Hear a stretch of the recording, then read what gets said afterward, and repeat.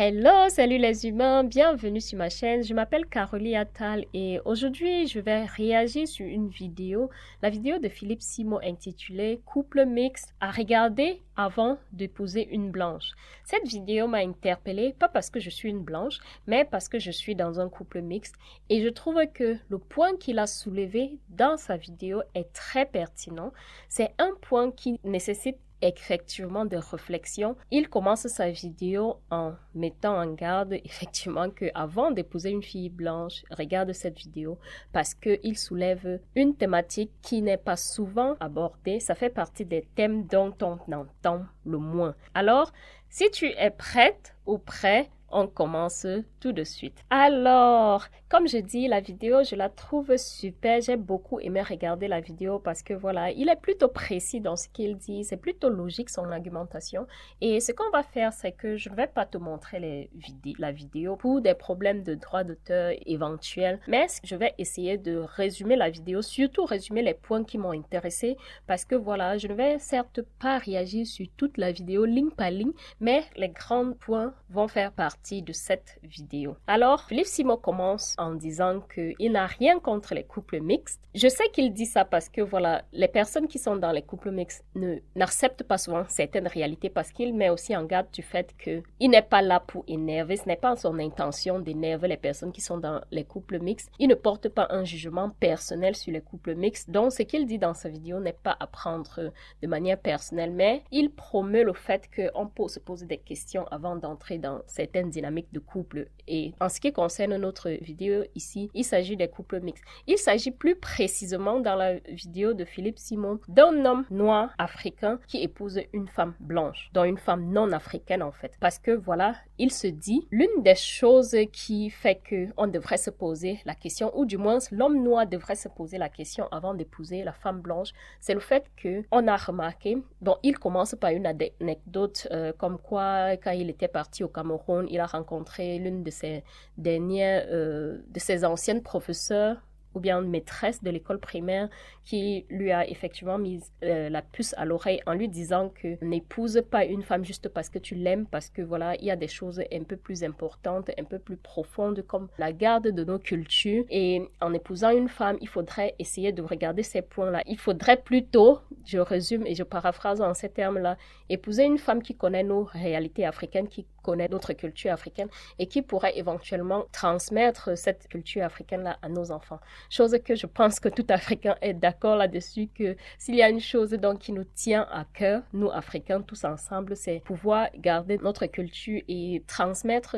nos cultures à nos enfants. Et donc, il a dit, ça l'a fait réfléchir et il n'était pas encore marié à l'époque. Et voilà, il a compris ce qu'elle voulait par là dit. Et donc, c'est qui lui a donné l'idée de faire cette vidéo-là parce qu'il se disait, est-ce que nos frères africains qui sont dans les relations mixtes se sont posé certaines questions? Et son argumentation se axe sur le fait que, étant donné que les hommes sont ceux-là qui, de manière démographique, meurent le plus rapidement, ou du moins sont les premiers à mourir, il précise en disant que c'est vérifiable. Effectivement, c'est pas son avis à lui, c'est vérifiable que les hommes, de manière tendancielle, meurent plutôt vite. Et donc, il dit, lorsque les hommes qui ont épousé des femmes blanches meurent, on a tendance à remarquer que les liens familiaux africains sont coupés une fois que l'homme n'est plus là. Bon, il a axé ça sur le fait que l'homme meurt. Je comprends ça. Étant moi-même, comme je disais en début de vidéo, dans une relation mixte, ce qu'il dit est vérifiable. On se rend d'ailleurs compte dans la société que les enfants métis qui ont été élevés par des femmes blanches ont plus, comment je pourrais formuler ça? Ils ont encore plus de problèmes identitaires que les enfants issus de couples mixtes mais élevés par une maman africaine. Ce n'est pas systématique. Ça veut dire que ce n'est pas dans chaque couple dont le papa est africain qu'on rencontre ces problèmes-là. Là, il m'a manqué la nuance dans la vidéo de Philippe Simon, par exemple, sur ce point-là. Je vais relever les points sur lesquels je suis effectivement d'accord avec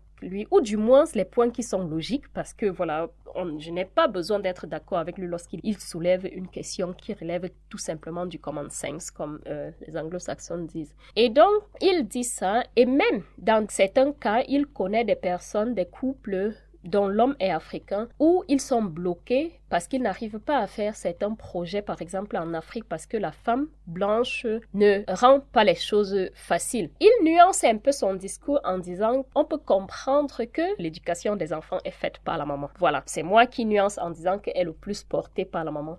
Parce que voilà, c'est l'un des points dont je vais revenir plus tard pour nuancer. Et donc, étant donné que c'est la maman qui est porteuse de l'éducation de l'enfant, pour reprendre le même sens que lui, lorsque le papa n'est plus là, la maman coupe tous les liens avec la famille africaine. Et il nuance en disant que c'est compréhensible parce que voilà, la femme n'est pas née en Afrique. Elle a épousé un homme qu'elle aimait. Elle n'a pas épousé la famille en quelque sorte. Donc, ce qui fait que le seul lien qu'elle avait avec l'Afrique, c'était son mari. Et une fois que son mari n'est plus là, on peut plutôt comprendre qu'il n'y a plus aucun lien avec les autres familles. Les grands-parents non plus, ou bien plus ou moins, ils n'ont plus accès aux enfants. Et les enfants, étant donné que ce n'est que par leur papa qu'ils partaient en Afrique et une fois qu'il n'est plus là, ça se perd quoi. Maintenant, on vient à la deuxième partie de cette vidéo, celle qui sera en quelque sorte les contre-arguments que je vais livrer. Bon, pas vraiment les contre-arguments parce que je ne suis pas foncièrement contre ce qu'il a dit ou bien contre ses arguments. Je dirais plutôt pour être vraiment fair play, que je vais apporter des nuances par rapport à son argumentation parce que, comme je dis, je suis d'accord avec lui qu'avant de se lancer dans une relation, peu importe d'ailleurs qu'elle soit mixte ou pas, il y a certains points qu'il faut clarifier ou bien du moins en parler et ça de manière très profonde. Ça, je suis absolument d'accord. Et du coup, je rejoins l'argumentation de Philippe Simo parce que voilà, comme je disais en début de vidéo, elle est très claire, elle est plutôt bien logique. N'importe qui pourrait comprendre ça sans prendre personnellement si effectivement on est une personne qui un temps soit peu se pose des questions sur j'ai envie de dire des questions existentielles ou bien des questions essentielles. Et donc, il a mentionné dans la vidéo que même avec des personnes du même pays, il peut avoir des problèmes. En fait, qu'il ne dit pas que avec deux personnes africaines qui se mettent ensemble, ça exclut tous les problèmes. Mais il a juste mentionné. Moi, j'aurais aimé qu'il prenne ça comme un argument, en fait, pour un peu balancer les choses de manière équitable. Parce que, effectivement, épouser une personne africaine ne veut pas dire qu'on est à l'abri de tout problème. On n'est même pas à l'abri de ces problèmes de perte d'identité. Parce que s'il est vrai qu'il y a une transmission qu'on dirait automatique, une transmission dont on ne prend pas le temps d'y réfléchir, on transmet automatiquement des choses à nos enfants. Ça, c'est un point qui est très clair. Mais en parlant de la transmission consciente de la culture africaine, combien d'Africains le font? Combien d'Africains se mettent là et se disent, je vais par exemple, au lieu de donner un prénom à mon enfant, un prénom occidental bien évidemment, je vais lui donner le nom que nous connaissons en Afrique comme prénom. Quand j'ai donné le prénom de mes enfants, du moins quand j'ai donné mon nom comme prénom à mes enfants, j'ai reçu des réflexions. Jusqu'aujourd'hui, je reçois des réflexions. Ils n'ont pas que les prénoms africains, je le précise, ils ont aussi un prénom occidental parce que voilà, comme je dis, je suis dans un couple mixte et je trouvais qu'il est tout à fait logique qu'ils soient les deux. Et donc, mon nom de famille est leur prénom. Parce que voilà, je trouve que, j'aime d'ailleurs qu'on m'appelle par mon nom de famille parce que je trouve que c'est plus moi. Et donc, la perte d'identité ne vient pas qu'avec des couples mixtes. Et le deuxième point, c'est le fait qu'il insiste beaucoup sur cette réalité qui est malheureusement une réalité. C'est la femme qui transmet la culture aux enfants. Mais j'aurais aimé par exemple entendre sur ce point-ci que ce n'est pas une vérité écrite dans une pierre. Oui, parce que effectivement, cette vidéo aurait été pour moi vraiment une vidéo éducative puisque c'est ce qu'elle est dans tous les sens si elle avait analysé les choses de deux côtés. Si elle avait nuancé par exemple que pourquoi est-ce que en fait ce n'est que la maman qui est responsable de l'éducation des enfants? Mais c'est une question que je laisse ouverte parce qu'on va y revenir. Le manque de nuances, comme je dis, fait partie des choses qui, à chaque fois, lorsqu'il mentionnait un point et je disais « Ah oui, c'est vrai, effectivement c'est ça », il laissait tomber et il disait « Ce n'est pas le débat ». Comme le fait de dire comment faire pour contourner cela. C'est la question que je me suis posée parce que je me suis dit, à la fin de la vidéo, il doit sûrement livrer des stratégies qui font contourner cela. Il a mentionné que le fait n'est pas qu'ils disent qu'on n'épouse pas les blanches, mais il s'est adressé aux personnes qui sont déjà dans ces situations. Et je m'attendais, il a dit, il y a des stratégies pour contourner cela. Et je m'attendais donc à ce qu'il cite au moins une de ces stratégies-là. Parce que effectivement, cette vidéo n'a de sens que lorsqu'une personne est dans une situation de couple mixte, écoute cette vidéo et qu'elle ne se s'est pas posé la question jusqu'ici, cette vidéo ne fait sens et n'est d'utilité publique que lorsque on lui livre une stratégie, chose qu'elle n'y aurait pas pensé avant de se lancer dans le couple mixte. Donc, à la fin de la journée, je me dis, pourquoi est-ce que Philippe Simon a eu besoin de faire cette vidéo-là si ce n'était pas pour au moins donner une petite stratégie. Bon, c'est vrai qu'il a dit on pourrait faire un live dessus et naturellement, lorsqu'on est dans une discussion, il y a plus de choses qu'on dit que lorsqu'on tourne une vidéo parce qu'elle est vraiment restreinte. On ne peut pas tout dire dans une vidéo, ça, je le conçois. Mais j'aurais par exemple aimé qu'il s'adresse aux hommes noirs qui sont déjà dans une relation mixte. Et il a dit, lorsque c'est une femme noire qui épouse un blanc, on n'a pas la même problématique, chose que je trouve aussi vraie et chose qui est tout à fait logique parce que comme c'est la maman qui porte la plus grande partie de l'éducation, elle transmet automatiquement sa culture africaine aux enfants. Et même si le papa blanc meurt, la famille blanche ne coupe pas les ponts avec la famille blanche parce que la mère, elle est africaine. Et à un moment donné, elle va revenir à la maison. C'est un fait. On ne discute pas là-dessus. Mais pourquoi est-ce qu'une maman blanche ne pourrait pas donner l'éducation culturelle de son mari à ses enfants? Pourquoi? Parce que effectivement, si la seule personne qui la lie à l'Afrique n'est pas impliquée dans la relation d'un ou dans l'éducation des enfants de deux, il n'y aura pas cette possibilité-là. Elle ne peut pas transmettre quelque chose qu'elle n'a pas reçu, ça c'est clair. Mais le seul canal qu'elle a avec l'Afrique, c'est son mari. Et si son mari est un tant soit peu éveillé sur la transmission culturelle, ça sera automatique pour lui aussi de transmettre cette culture-là à ses enfants. Et ça, c'est ce qui m'a manqué dans la vidéo de Philippe Simon. Parce que je suppose qu'il sait ça. Je suppose que lors des discussions normales, il nuancerait ainsi. Mais je trouve que cela a manqué dans cette vidéo. Et cette vidéo est une vidéo d'utilité publique, comme je dis, parce que c'est des questions qu'on doit se poser. On doit même un peu aller plus loin. Bon, c'est le promoteur de retour en Afrique ou investir en Afrique, je ne sais plus trop. Moi, par exemple, je me suis déjà posé la question, si je meurs aujourd'hui, où est-ce qu'on va m'enterrer? Puisque non seulement je vis en Allemagne, et que peut-être je n'ai pas dans le besoin immédiat de retourner au Cameroun, mais si demain je meurs, ayant un conjoint et les enfants d'ici, disons ça comme ça, mon conjoint est allemand, mes enfants sont allemands et camerounais, où est-ce qu'on va m'enterrer? Et je dois dire que je n'ai pas encore trouvé la réponse à cela. Et donc, je suis dans l'obligation de reconnaître que je fais face à un impasse.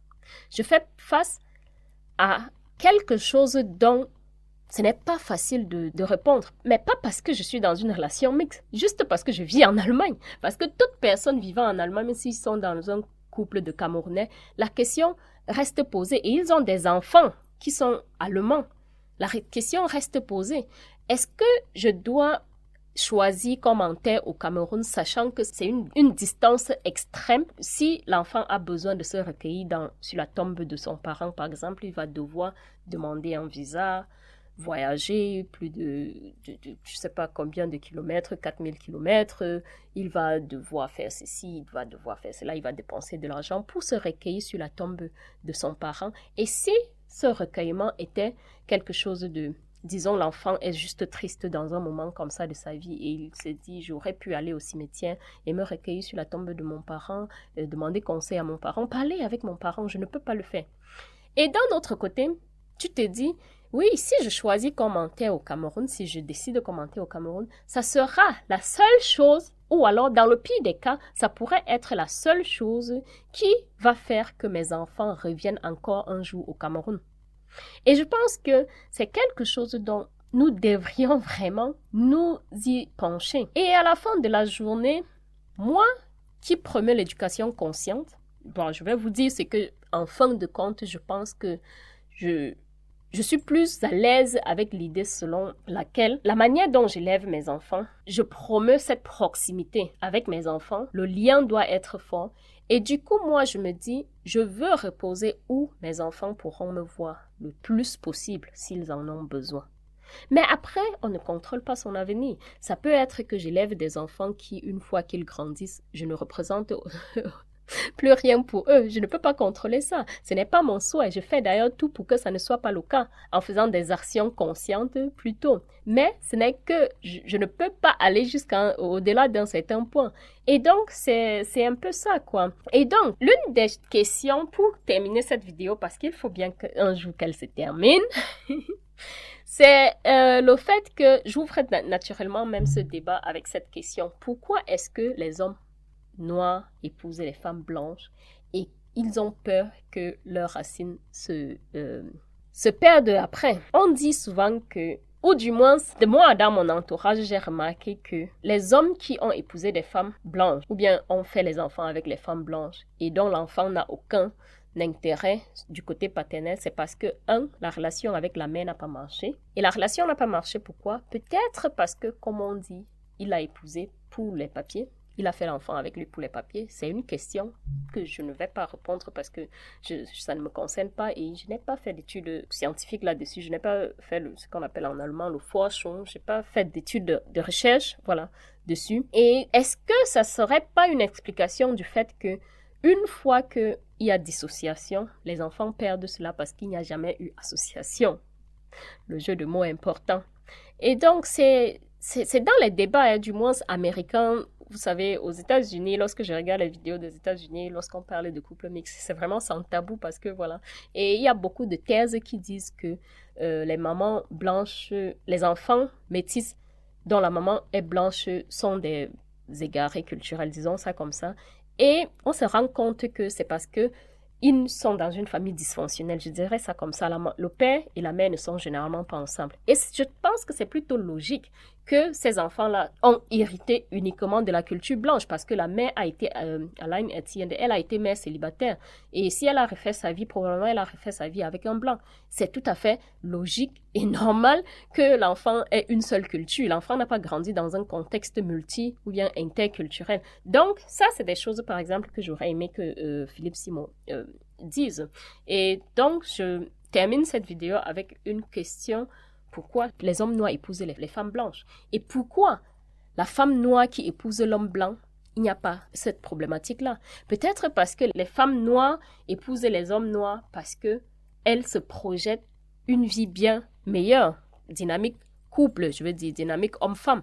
Est-ce que ça ne serait pas parce que dans les consciences, on se dit l'homme blanc traite mieux la femme noire que l'homme noir ne traite la femme noire? C'est des questions. C'est des réflexions dont je pense qu'il est légitime de se pencher là-dessus. Alors, on se dit à prochainement pour une nouvelle vidéo. Bis!